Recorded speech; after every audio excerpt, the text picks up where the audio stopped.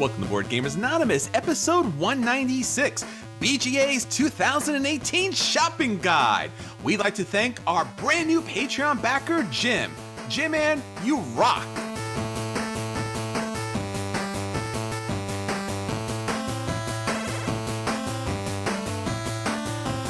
You're listening to a proud member of the Dice Tower Network, dedicated to bringing podcasters together for the greater good of gaming. It's sort of like Voltron, but with better lip syncing. Find out more at dicetowernetwork.com. Welcome to Board Gamers Anonymous, the podcast about board gamers and the insane fun we have at the table together. This is Chris. Hey, and this is Anthony.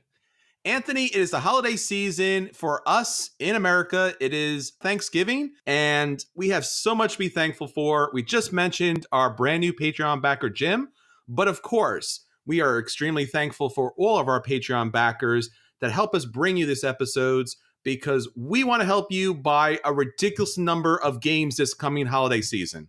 Yes, we're doing it. I love these episodes. Because it's not even like stuff you haven't heard of. We're going to talk about almost entirely games we've covered on this podcast with a couple of additions here and there. So you've already heard these and we're bringing them back just in case you forgot. Get the wallet ready. This is our public service announcement for all gamers out there because the Black Friday sales are coming out there. You're going to buy some games. Cyber Monday is going to be there. You're going to buy some more games. Obviously, PAX is coming up. More games. And then, of course, there's going to be the holiday season where maybe your holidays allow you to buy even more games or games that you get for those holidays. Or, you know what? You got to buy games for your family members and your friends because it's literally the best game possible because you get to play more games. Yes, that's what it's about, right? We're going to tell you literally dozens of games you should go buy. Absolutely. Well, this is a really good time. A lot of sales upcoming. We get a lot of action, a lot of interest in these episodes. And I know especially our audience loves to hear what our recommendations are because, you know, money can be tight and you want to put the best games on the table. So we will definitely let you know on this episode which games are a buy. All of the games in the feature are buys. Don't worry about it. Just go out and pick those up. There is so much going on in board gaming.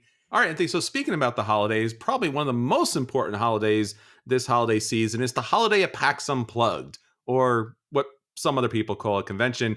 It's a holiday for me. I know it's a holiday for you too, Yes, right? it's part of my holiday season now. I mean, 2 years, but next year, man, we got a pattern, right? Just need one more. 3's a pattern. There you go. So we're really excited about PAX coming up, and we're still making plans. So hopefully there will be some definite plans on the next episode right before PAX or on our Facebook. So we definitely want to keep you glued in on our social media. We're still working out some details. A lot of people haven't gotten back to us and things haven't been nailed down yet, but we are going to be in places during times, and we would love to see you there to meet you and play games. And typically we're more on the ball, but we don't have control of all these things. So we will have more details in the future, but be sure that we will be there the entire time. But at the very least, I know that we can tell you for sure that Anthony and I will be spending probably a good majority of our time at the first look section, right? Yeah, I mean, that's what we did last year. I mean, PAX, of all the cons we went to last year and for this year, is very much about playing games because it's all the Essen releases, it's all the end of the year releases. It's our chance to play them. And a lot of these aren't even going to hit the US shores for another few months. So this is our chance to play them. And the best way, if you want to hit us up or meet with us or say hi or whatever, is sit down and play a game because we will be over there doing that frequently all 3 days. Yeah, you can recognize us with our BGA outfits. Definitely the guys in black with the white symbols. That will be us.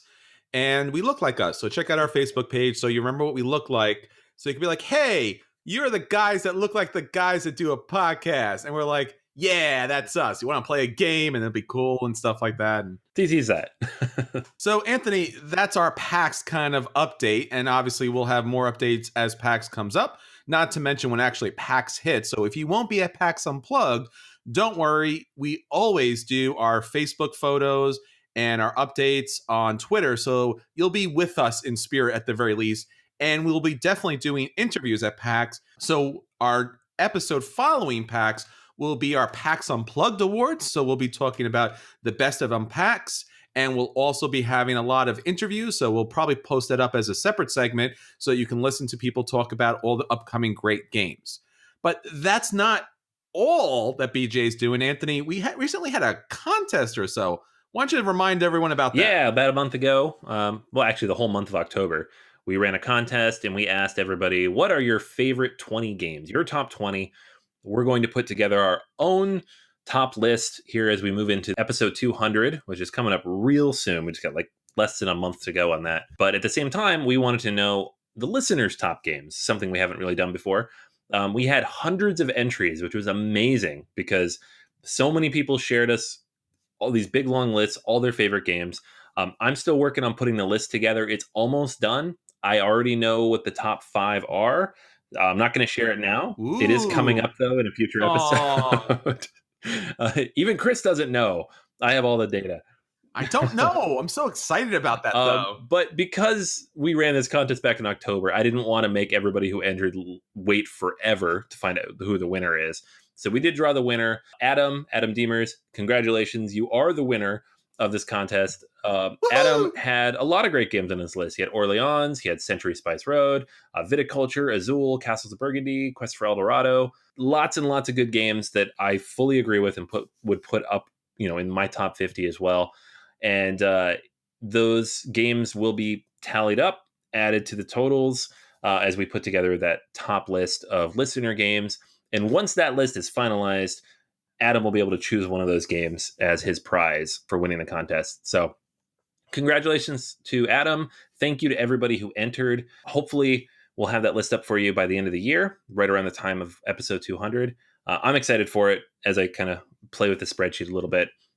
Some surprises in there already, which is pretty cool. Yeah, I'm really excited too. I can't wait to have that episode because typically I know what's going to be on the episode. So not knowing what games everyone loves the best, it's going to be a lot of fun for me and obviously going to help us a great deal in the future. So we can talk more about the games you might like. And since now we know what the top list is, we can look for games that fit that. Obviously, one of our best features is if you like this game, try out these other games. So now we have a whole list of things to look forward to in the future. All right, Anthony. So that's everything that's going on with BGA for the moment, but there is so much more.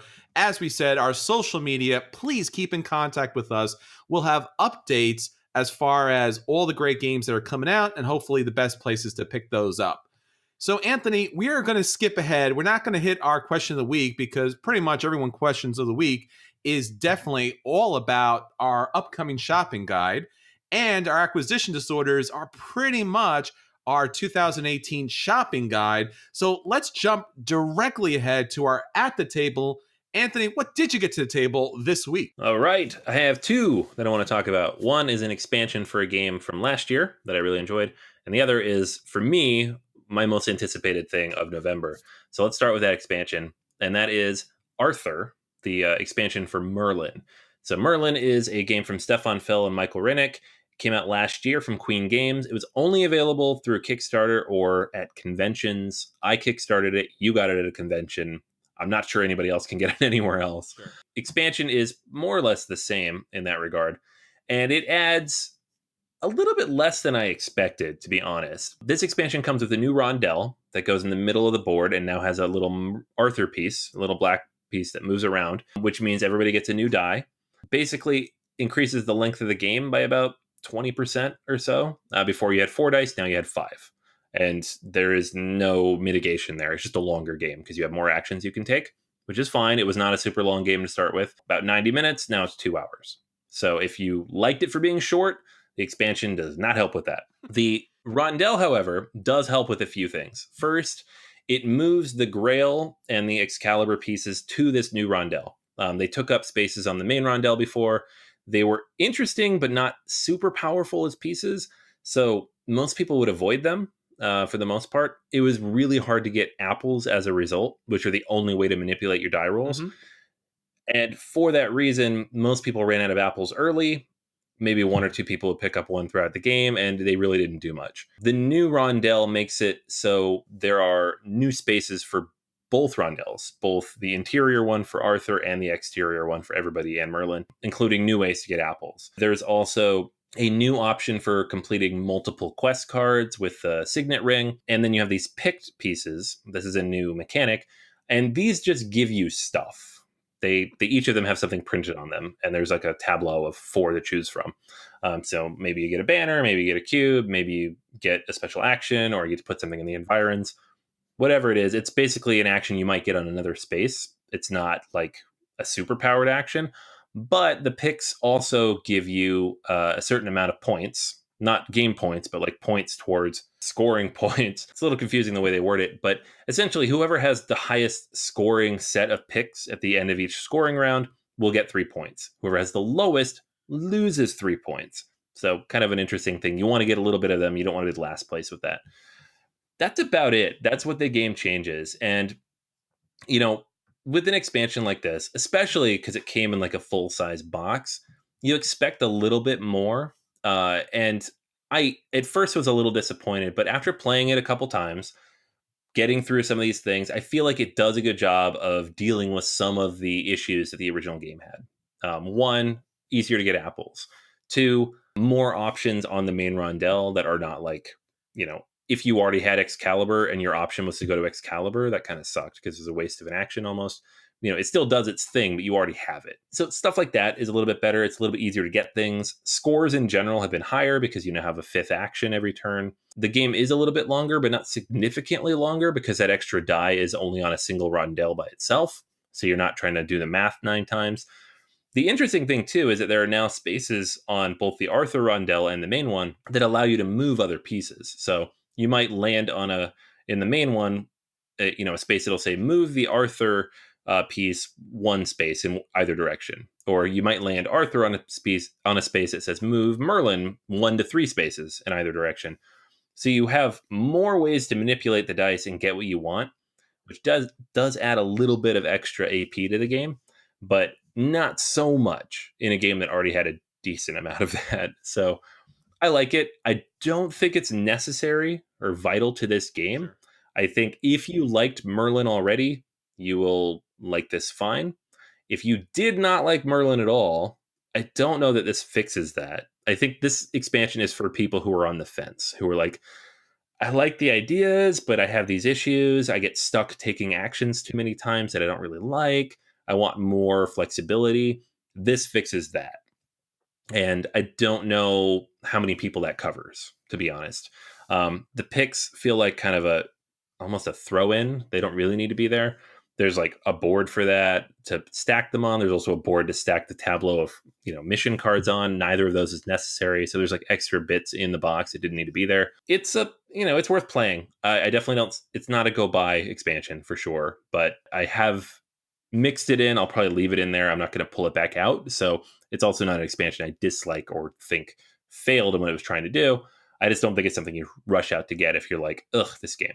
So This game for me, I haven't played the Arthur expansion. It should actually be King Arthur expansion, but let's move past that. This game, like no other, really feels like it's trying so hard to be pleasing to everyone and failing at the same time.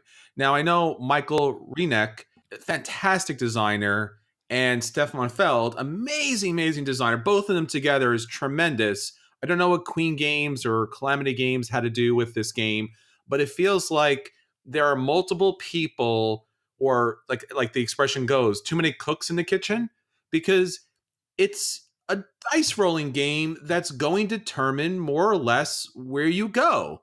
And you have to accept that as a game mechanic. And as you mentioned, it's kind of disappointing or problematic when you can't go to the places you want to go.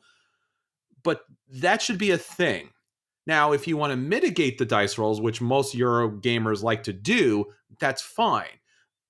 But there's so much of that mitigation, just in the base game alone, and especially with a couple of the Queenie tiles that come into play, that it's like every time I'm rolling dice and I'm always mitigating my dice. So what's the point of rolling dice if I'm just mitigating them all the time?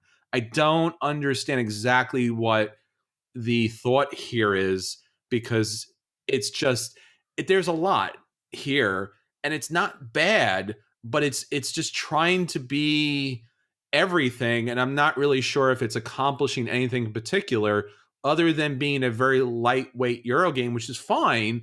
But then you keep trying to fix it, whoever you are, and it's just adding to the length. Like one of the Queenies that adds the new tiles to that kind of like layout of like the land is great. The other Queenie just kind of lets you kind of manipulate things if you decide not to utilize certain things, and that's a waste of time. It just adds to the length. So I'm just not sure how to feel about Merlin. It's fine, but it's also like not as good as it could be, and it's also not great in some cases. I don't know. I'm just very mixed up about Merlin. Yeah, I'm the same. I've enjoyed some games of it. I've disliked some games of it. I don't. It's rare that like multiple plays into a game like this, a Euro like this, especially from Stefan Feld. I don't have like a strong opinion one way or another, where I'm like, oh, it's good, or oh, it's not for me. I'm just like, I don't know. It might be fine. Depends on what happens in this game. Like one person could have crazy AP trying to math out the dice, and it can just drag the thing down. The game should take an hour and 20 minutes, and it can take 2.5 if the wrong person's playing. Um, Expansion does not help with that, that's for sure. So I don't know. It's definitely a very narrow band, I think, for this expansion. If you're looking into Sure. it and you have the game, make sure that you already like the game enough to play it with it, but maybe feel like it needs an upgrade. All right. So what else you got for us this week? All right. So the second game is Keyforge, Call of the Archons. This is the new unique deck game from Fantasy Flight Games, designed by Richard Garfield. You will notice that it is number one on the hotness and will probably stay there for a little bit. The game just launched this last weekend as of recording this, and I've had a chance to play it quite a bit, actually. I went to the pre-release, I went to the release, I've played in the tournament and lost, and I've played it a few times at the game store locally since then. As you can tell, I'm very much enjoying the game. A couple different things to talk about here. I feel like I'll run through the basic mechanics real quick, but they're not super complicated, especially if you've played CCGs. And then there's all this stuff that goes on top of that. Oh, the unique part, or the way the decks work and everything. And that's the stuff people are generally interested in. Basic idea of the game is, though, you have 7 factions: Brobnar, which are just basically barbarians; Dis, which are demons; Logos, robots; Mars is your aliens; Sanctum is your paladins; Shadows is your thieves; and Untamed is your wild creatures. And in each deck, and the way this works is you buy the decks sealed, or if you get a starter pack, you get 2 decks that are always the same, but you can't use them in anything. It's just to learn the game, and 2 sealed decks. Every sealed deck has 36 cards in it, 12 from each of 3 of those 7 factions. So you get 3 of them at random. You don't know what they are until you open it, and then 12 cards from each of them. There's something like 350 cards total in the set right now, so about 50 from each faction. So you're getting about a quarter of those. And there can be duplicates. I think up to 3 of each card can be in your deck. The way the game works then is you have those 36 cards, and when it's your turn, you choose which house you're going to play. So you say, all right, I have a lot of Brobnar cards in my hand. I choose Brobnar. You can play any Brobnar card from your hand. There are no costs on any of the cards. If you have all 6 of your cards are Brobnar, play them all. Do whatever you want. You don't have to, but you can. And the interesting part, though, of course, is next time, if you suddenly have a bunch of Logos cards in your hands and you choose Logos, all those Brobnar cards you played last round do nothing unless you have a card that like breaks that rule. There's a few of them that do that.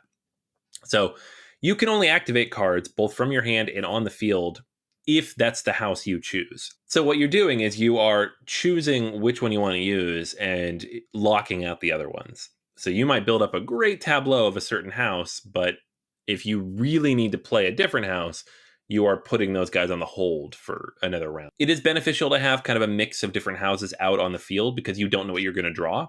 Like, let's say I played those 6 Brobnar cards, I draw 6 new cards for the next round. None of them are Brobnar, so now I have to choose either only activate the cards on the field or only play cards from my hand. That's always the risk that you're taking when you do that. So there's a lot of like balancing and kind of manipulating and thinking through like, oh, can I do this? Can I do this? I don't know what I want to do. Making that decision is very interesting. The other thing that's really important is board control in most card games is be all end all, right? If you have majority control out on the board, you're probably going to win because you have all that power, the ability to do damage. In Keyforge, you're only damaging other cards. You don't damage the other person or their character. There's no like avatar that you're attacking, like in Magic, where you're trying to whittle down someone's health. What you're trying to do is you're trying to forge keys. And the way that works is you generate Ember, these little yellow tokens. When you have 6 of them, you say, check, on my next turn, I can forge a key. If you still have 6 on your next turn, because people can steal and capture them from you, you will forge a key. And that allows you to flip over one of your 3 keys. Once you flip over all 3, you win the game.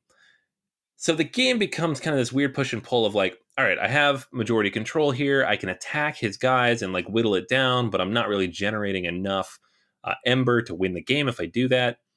Any one of your guys, if you activate their house, can be tapped, or I forgot the language they use here, but you can turn them sideways and reap with them to get Ember with them, but that's not as efficient as doing something with that character. So it's something else to kind of keep in mind. Lots and lots of interesting decisions to be made there. I really, really like these mechanics because the game offers just different, unique ways to do things. You're not just fighting each other. It's not all about combat. It's not all about managing your mana sources or the resources you have available. It's about building an engine, however you choose to do it, that will generate enough Ember that you can forge your keys, while at the same time building an engine that can stop your opponent from building up their Ember, steal it from them, capture it from them, whatever. And doing this with whatever cards just happen to come out of the deck. The unique part of it, like I said, every single deck is unique. You're going to get from that pool of 350 cards. And the really funny part about it is every single deck also has a unique name. And if you've done any searching or read anything about Keyforge in the last 2 weeks, you've seen that some of those names are questionable, problematic, possibly, recalled even in some cases. Most of them are kind of silly and stupid. I can read off kind of some of my names that I have from my decks, and they're not particularly, ridiculous. I mean, they're nonsense, but they're not like, oh, wow, that should be recalled. So I got Silimataz, the alien that spies on the flux. Zarek, traitor of the Mercury Bastion. We have the dependable priest of Farhome, and Dame Pucerake, the bony baronet. So just nonsense, right? They're funny, and it's kind of become a game at my local store of like, if somebody buys a deck, they have to open it right there because everybody needs to know what the name is. The cards inside are less important. People are like, I don't care. I just want to know what the name of your deck is. I don't know. I really like this game a lot. I feel like this was designed for me and people like me who are of a certain age where maybe you could afford to build a Magic deck, but you certainly don't have the time. You don't have the inclination to deal with the Magic community, and you don't enjoy that part of it.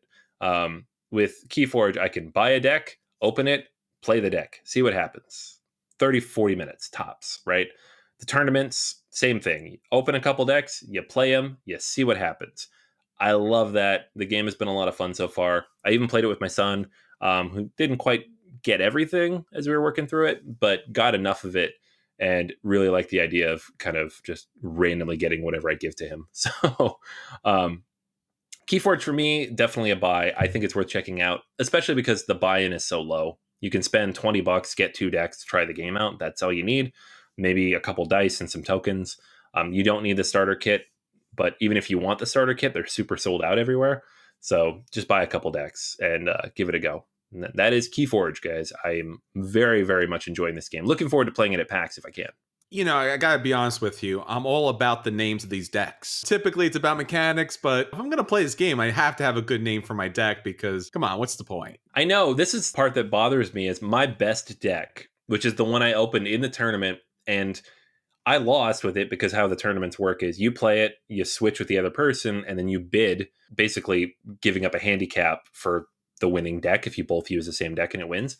And my deck is called the Brave Scamp, which is super boring, but it won 4 times and hasn't lost yet. So I'm just like, well, it's a pretty good deck, but man, is it a boring name. I don't want to throw that out there on the table. I need a good one with a good name. And honestly, that's the only thing that I've been hearing at game nights these days has been the names of the decks. And not a lot of people have been talking about the mechanics. So I'm really glad to hear that it's a great game. I was kind of worried about that it would just be kind of like this odd, strange kind of cash in because CCGs are known to kind of come up there, burn your pocketbook, and then just disappear. I mean, obviously it's Richard Garfield and he's all about magic. So you can't really question him too much as far as that's concerned, but this gigantic algorithm kind of pumping this game out is a little odd. And obviously, deck names like the Emperor Who Buys Boys is a problem that it kind of worries me a little bit, because it's like, remember 504? It was like, it's amazing. It does all these things. We have not, tested half of them. So I will like to see this played. But honestly, once again, if it doesn't have a crazy, stupid name, I just can't in good conscience pick this game up, man. I mean, it's all about the deck name. You got to find a weird deck name. Yeah, no, I don't. I've seen some people complain about various like mechanical things or how it works and whatnot. I haven't played a CCG enough to have those kind of deep opinions like in Sure. like 15 years. I haven't played Magic for more than a decade. And there are certainly like you play with other people and you're like, this deck is better than that deck. But there's also a system for handicapping it. So I don't know how it's going to play out like at a high level, at a competitive level, but for a casual who just wants to sit down and play a game real quick and see how these different decks work, man, is it's cool. Like it's All right. I can't review it at the higher level, but for me and how I play games, this is awesome. Excellent. All right, Anthony. So I got two ridiculously heavy games to the table, both literally and I guess metaphorically, because these games are from chip theory games, and they're all about their chips. They're all about their components. And you probably know what they are about, because first up is Too Many Bones. Now, Too Many Bones is kind of, I guess you could say, the game that Chip Theory Games made its bones on. This game basically is a dice building RPG. Now, if you have not played or have not seen Too Many Bones, it's a very interesting game. So, first off, you are going to be more or less kind of adventurers, and you're these kind of interesting little creatures that are going out there in order to take on the baddies and, win the day for your people. And your people, or your adventures here, are Gearlock. And you will have a character, and really interesting artwork here. Slightly realistic and slightly cartoony. Probably the best thing would probably say it kind of reminds me a little bit of the goblins from the original The Hobbit movie. I guess that's probably the closest thing I can kind of give you as a reference as far as that's concerned. So basically, you're going to get a character. It's going to be these amazing neoprene mats. It's basically like a mouse pad, and it's going to have these punch outs for dice. Now, dice in this game are going to be used to roll for hits and defense, but they're also going to be used to upgrade your character and to be able to gain special abilities throughout the game. So they have a number of different uses in the game, and the dice are quite nice. They have an interesting graphic design style to them. They're not like super serious. They're a little cartoony, but not all the way. A Massive Darkness or a Dungeons and Dragons type of situation. It's definitely more on the serious side as far as that's concerned. So you get your character, you start up your character as far as putting your points in certain areas, and obviously there are the basics. You have your health, you have your dexterity, your defense, and your attack. And obviously, since this is a hack and slash type of game, your attack is going to be very important, and you are going to be able to level up your character throughout the game. And there is a bottom section that's going to be unique to your character, that's going to give your character special abilities and be able to do special things throughout the game. So there is Boomer, who's all about putting together these machines, throwing bombs, and it's going to be your range character. There's Patches, which is not a surprise. That's your medic in the game, all about your healing. There's going to be Picket, which is all about defense, basically your tank in the game, and has a lot of special abilities that's going to help you preserve your party. And then Tantrum, which is going to be your kind of like berserker melee attacker. So the game itself is pretty customizable, and there's a lot of different varieties to the gameplay, because what you're going to do is kind of pick your baddie, just like you do with Gloomhaven, see whatever your adventure happens to be, and then you're going to put together a deck. And it's going to be this encounter deck. And the first couple encounters are always the same. It's going to kind of start you off so you don't know what's coming. And as you flip over the encounter cards, there's going to be a little bit of a story to it, which is really nice. And then it's going to ask you, well, what do you want to do in this particular situation? Now, I don't want to give anything away because I don't want to ruin your time with the game if you do decide to pick it up. But basically, there's going to be some options. There's going to be one or two options, and it's going to give you an idea of what will happen with that option. So you might run into a situation where you could like help some people out, or mess some people up. And it's going to say, well, if you do that, then these things are going to have to take place, which typically, but what's good about this game is not always, there won't always be a combat situation.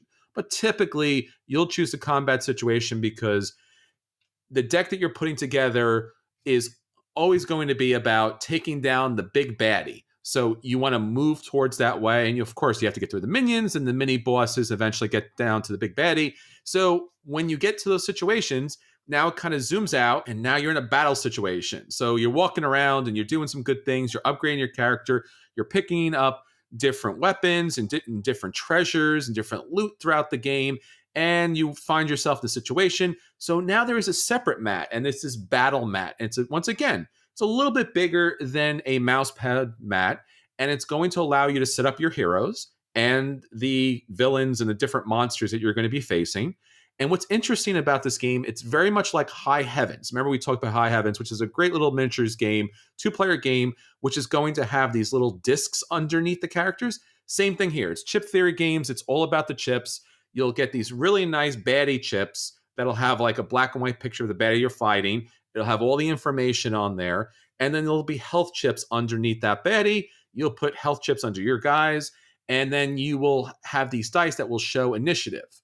So the challenging part of the game is to take out the bad guys before they take out your team. Sometimes you can get taken out really early. Even sometimes based on initiative, you get taken out right from the start. Definitely a little bit challenging. You can play this game solo or cooperatively with a number of people at the table. There is a solo deck, and there's solo situations for the game, and there's obviously co-op situations. And the co-op situations for this game is really where the game shines, because the more characters you have in play, the more kind of unique interactions you can have in play. But basically, the game comes down to a lot of melee and range. You're going to move your character around a little bit. The little mat is not that big for kind of like positioning, but positioning does play a role. And then you're going to roll your dice. You roll your dice to attack. There'll be special abilities. You'll use special abilities and dexterity to roll certain dice. And then obviously, hopefully you come to a victory. Once that adventure comes to an end, there'll be a recovery phase, and you'll start over and you'll go back to a new day. You'll reset everything. You'll go on a new encounter. And then hopefully you'll eventually fight the big baddie and you'll win the day because you upgrade your character properly. So how does this play as a game? It's really fun. It's definitely dynamic. It's a different type of game experience.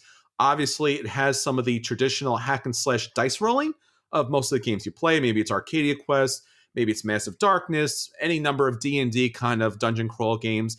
And it also has some of the encounter and the story situations of a Gloomhaven and a character development. Now, this is not a legacy game, so it doesn't allow you to take multiple games, although you could do that.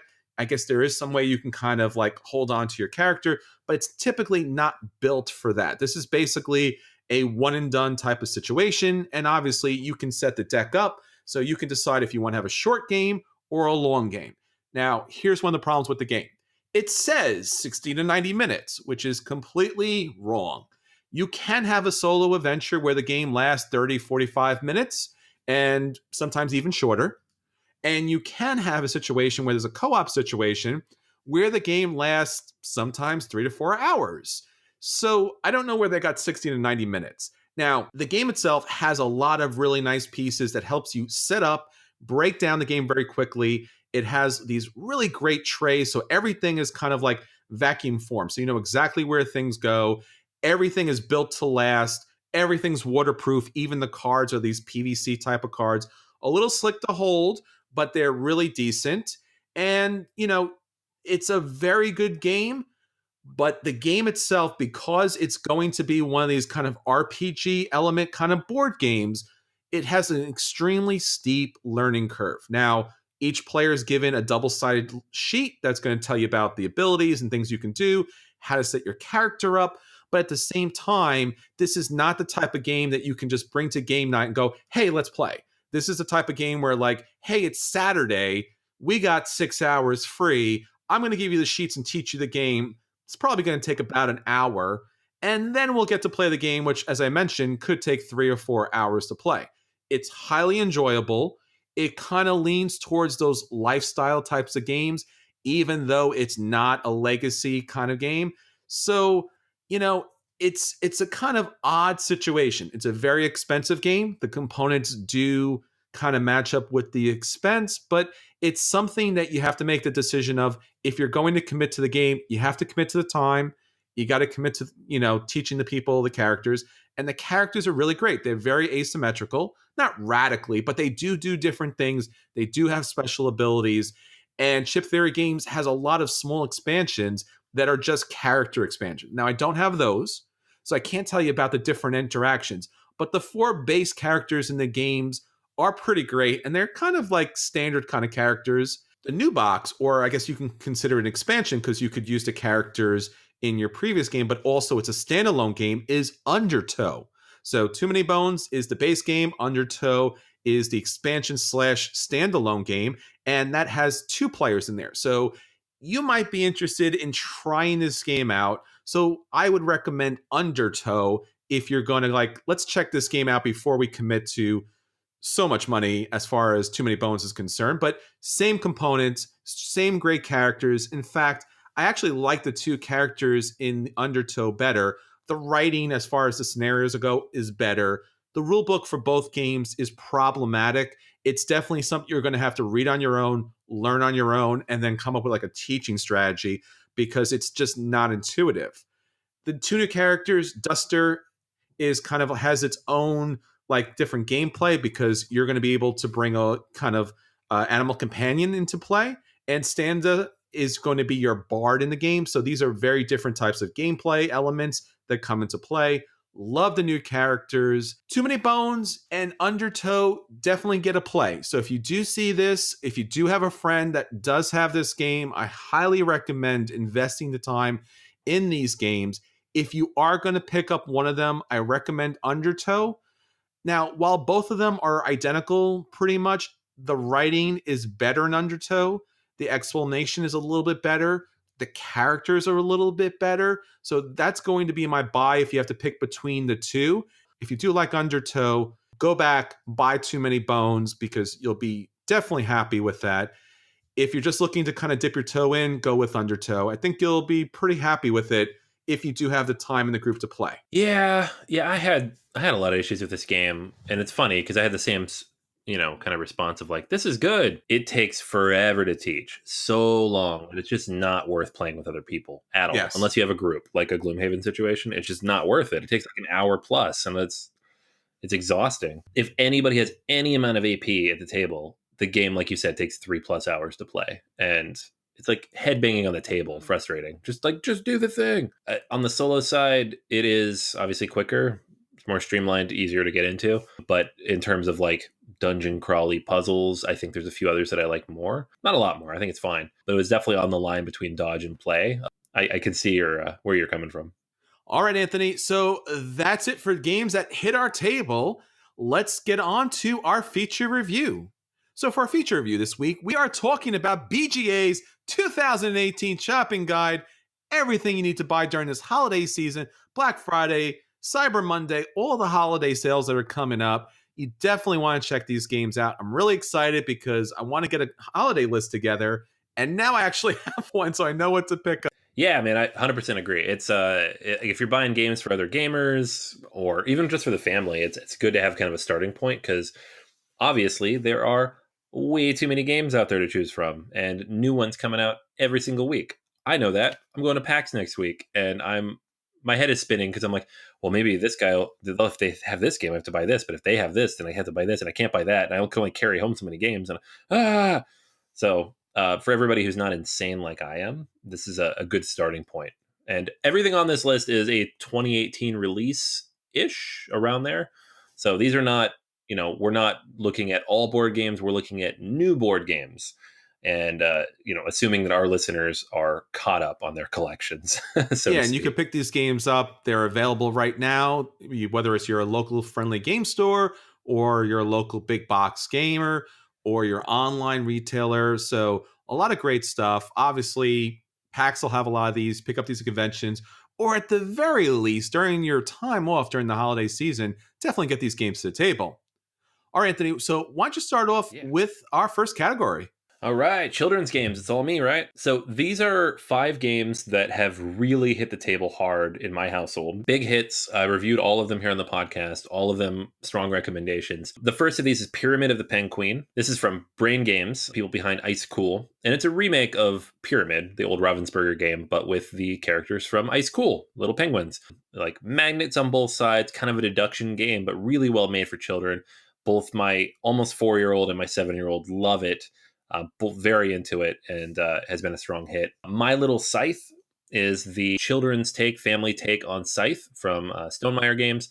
This is also a big hit in the household. It's a little bit bigger of a production. It's probably the most expensive, I guess the second most expensive of these 5 children's games, but gets a lot of play. Those little miniatures are often not in the box. I don't know where they are in the house sometimes, but we hunt them down when we want to play. Very, very popular. Dragon's Breath actually won the Kinderspiel this year. This is the newest from Haba Games, and it is very simple. It's great for the little ones. I think the older children, not so much, but for 3-4 years old, perfect. You are basically trying to guess which gems are going to fall out of this tower of gems that you create as your dragon kind of collects them. Stuffed Fables is brilliant. This is the first of the storybook games. Very much directed towards children. My kids eat this up. They absolutely love it. And this is the most expensive of this group, but absolutely worth it, especially if you have kids who like story-based games, a lot of theme. If you've played Mice and Mystics and are looking for the next step, this is it. Stuffed Fables is amazing. Definitely worth picking up if you have, especially multiple children in the house that you want to get engaged in a game like this. And the last one, not necessarily on anybody's radar, but kind of a household favorite here for my son who's obsessed with video games and Super Mario. We have Super Mario Level Up. And it's a remake actually of the old King Me. So you're moving different characters up this board. And it's a little bit of like a press your luck deduction type of game where you're trying to guess what other characters people have and bid accordingly. Very fun. And my son gets really into it and very, very engaged. Plus, it has the Mario theme, which is great if you're trying to get like youngish kids who are into video games, into board games. So there you have it. 5 children's games worth checking out. All right, so now for our 2-player games, there are a big list for this holiday season. We just talked about one of the best that Anthony got a chance to play. That's Keyforge.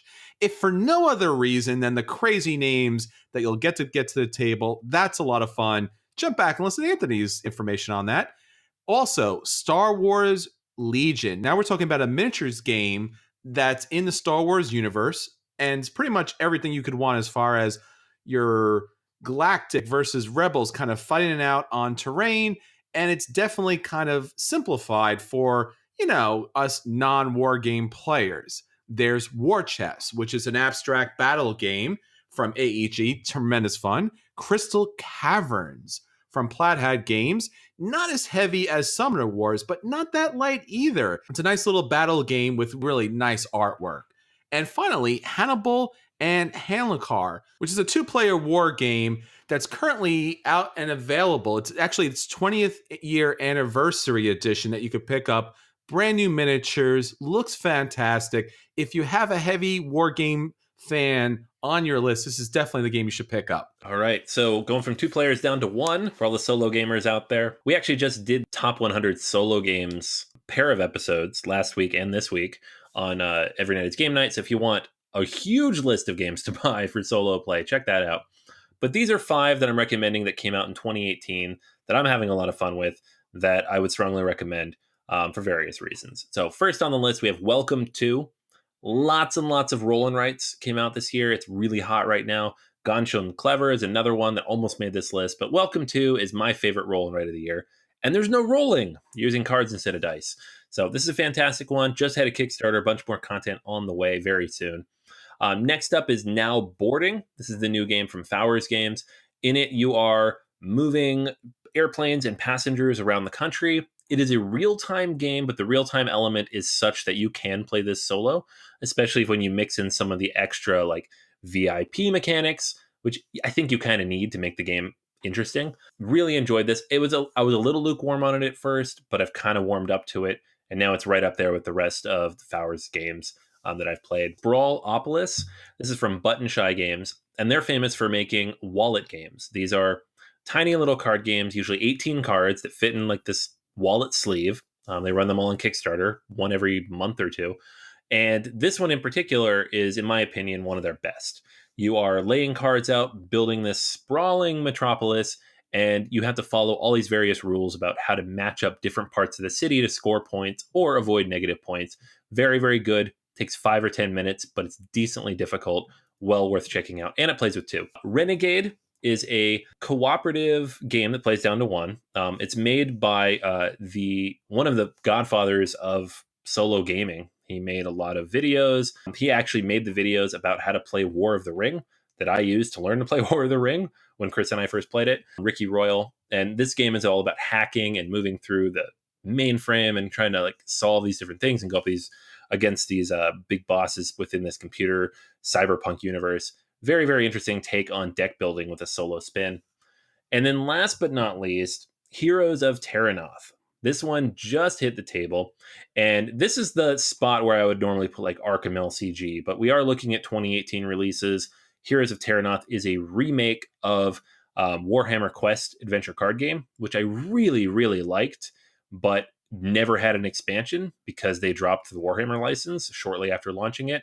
Heroes of Terranoth is in the Terranoth universe, same designers, same mechanics, a few tweaks. So looking forward to various expansions here. If you're looking for something kind of adventure-ish with that type of mechanic, you have this game, which is readily available right now. All right, so on our lighter game side, if you're looking to get a game with the family or friends at the table, we got some great games here. So Pikoko is a trick-taking game that Anthony actually likes from Brain Games. Yes. So Brain Games did the impossible and put out a wonderful produced game. And it's colorful, it's light, it's fun, and it's trick-taking in the best way possible. And it's Anthony approved, so definitely check out that one. We also have Dragon Castle from Simon Games. This is the Mahjong version of a board game in which it's all about building up your own little castle area and putting little temple tops on it. And there's some action cards that kind of add some diversity to the game. Beautiful production from Simon Games. Very serene, very interesting. Definitely check that one out. And then there's Everdale from Starling Games. This is a tableau builder worker placement game set in this wonderfully colorful and imaginative universe where these little animal critters are putting together a city. It seems super cutesy and super simple, but there's actually a lot of great gameplay here. It's definitely a recommended game. Next up, Rise of Tribes from Breaking Games. So you love Civilization games, but you don't love Civilization games that take, millennium to play. Rise of Tribes is a great game as far as utilizing some of those great mechanics of building and exploring, but in a short amount of time and an outstanding production. And finally, Gizmos from Simon Games. So Gizmos is an excellent tableau builder for people who maybe haven't used a tableau builder. And it's not just a tableau builder, it's also all about the marble. You pick what marble you want to play, and then it's going to interact with your tableau and set off a whole bunch of different gizmos in order, of course, you score your points. Fantastic, fun game. Definitely something you should check out. All right, on to the medium games. Behemoth of 2018, Azul. This is a fantastic abstract game that uses these different tiles and you're trying to finish these different patterns based on this kind of communal draft that you do at the beginning of every round. Plays fantastic with basically every player count, although it's a little cutthroat with 2, so keep that in mind. Next up is Jurassic Park Danger. This is kind of an oddball that gets thrown in here, if only because it's been such a hit in my household. It is a one versus many take on Jurassic Park. It's sold at Target, I believe, from Ravensburger. And it is one player plays the dinosaurs. They have 3 different dinosaur tokens and a handful of cards. And then everybody else plays one of the characters. If you're the dinosaurs, you're trying to eat everybody. And if you're everybody else, you're trying to get off the island. Simple enough. You're moving around. You're manipulating the different terrain to try to block each other. You are, as the humans, trying to turn on the electric fences and get to the helicopter, get off the island. And each character has their own unique thing they need to do to be eligible to leave. Very, very interesting. And doesn't get a lot of talk, but has been a really solid medium weight kind of semi-co-op type of game in this house. Next up is Bunny Kingdom. This is another Richard Garfield joint. blowing up the list this year. This is an area control game in which you are drafting cards that will either allow you to put your bunnies out on the map, and you're trying to build little civilization type clusters of bunnies, or give you various bonuses, upgrades to your current territory, ways to score more points, end game points, all that cool stuff.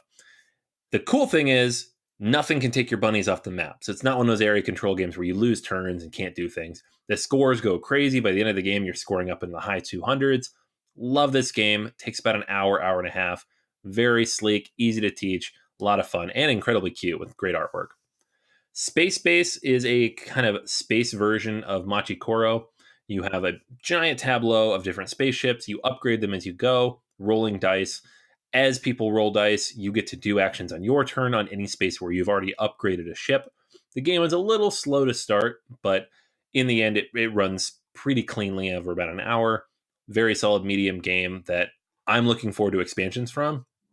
It's from AEG, so I know we're going to get them. Between Two Castles of Mad King Ludwig. This is the mashup of Between Two Cities and the Castles of Mad King Ludwig.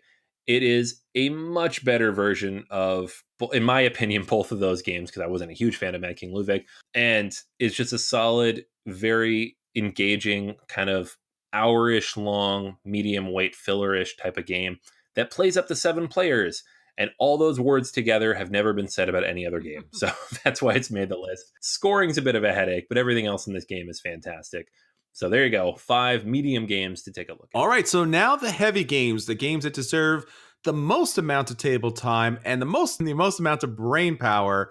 Starting off with probably one of the biggest games this year as far as Euro games concerned, Teotihuacan, City of Gods. Now, this is the game from NSNK Games, and it's all about this wonderful module rondel board in which you are building up and trying to utilize the powers in order to gain the favor of the gods and be the best builder of the magnificent pyramid of the sun. Brass Birmingham. Brass is back out. Lancashire's out. But Brass Birmingham really does something fantastic. It really opens up Brass for a lot of different strategies and opportunities that you didn't have with the original. It's a fantastic game and definitely the one I recommend over Lancashire. Root from Leader Games. Asymmetrical war gameplay with the cutest little minions possible. If you haven't tried this game out, it was the biggest game from Gen Con. Sit down at the table and check out. Heaven and Ale from our favorite Michael Kiesling and Andreas Schmidt. This is all about producing this wonderful ale from these monks, utilizing a great tableau builder that's extremely tight. This is really going to take all of your computing power in order to win the day. Next up, Coimbra. Now, this is another Eckertspiel game, just like Heaven and Ale, and this is all about the wonderful university city in which you will be utilizing a dice drafting mechanic, which we talked about at length. Beautiful artwork, great production, lots of fun, and yet offers some amazing decision-making throughout the game. And finally, Gaia Project. Now, you probably have all picked up Terra Mystica, have the expansion, and really just kind of grinded it to the dust. Why don't you try Terra Mystica in space? Gaia Project does a lot of different things to open that game up. A lot of extended gameplay can be found here and some different choices. All right, so that's our heavy games. All right, and then last, kind of a bonus category. We don't talk about RPGs very often, but they tend to have some really cool gift type stuff. And there are some games that kind of evoke those types of things that I think would be a good fit with RPG players. And honestly, this was kind of inspired by the Dungeons and Dragons 5th edition core rulebook gift set that was released this year by Wizards of the Coast. This is a beautiful slipcase with fantastic artwork, 3 special edition covers of the Player's Handbook, Dungeon Master Guide, and Monster Manual. You can get all 3 together in the slipcase. It's not cheap. It's, I think, like $175. But if you consider those books typically cost $50 and you're buying this for a D&D fan, might be a pretty good gift. Looks amazing. So that's number 1 on this list for the RPG fans out there. Another really awesome kind of anniversary release is the Star Wars role-playing game, 30th anniversary edition. I actually picked this up myself. I never actually played this RPG, but I read these books ad nauseum when I was a child, trying to learn about all the different characters and all the different types of things in the Star Wars universe. And a lot of the things we now know about the Star Wars universe came from this book, which was released at a time when there were no Star Wars movies and there was no Star Wars media coming out at all.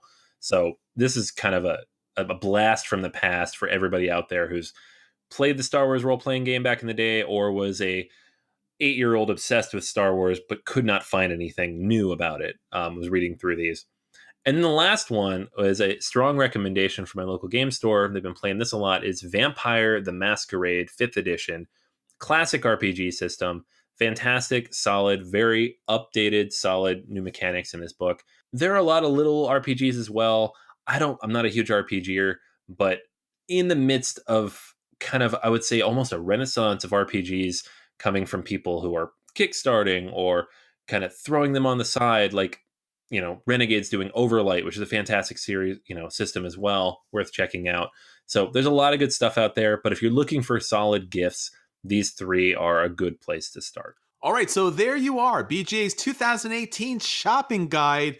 Hopefully this holds you out for the holiday season. But if you have any more questions, you can still follow up with us. And there are some amazing episodes that maybe you haven't heard yet. Patreon.com/BGA. Board Gamers Anonymous has some extra episodes for your holiday listening pleasure, not to mention some additional games you might want to get to the table on this upcoming holiday season. All right, Anthony, so that's everything for this week. Until next time, this is Chris. And this is Anthony. And we'll save you a seat at our holiday table.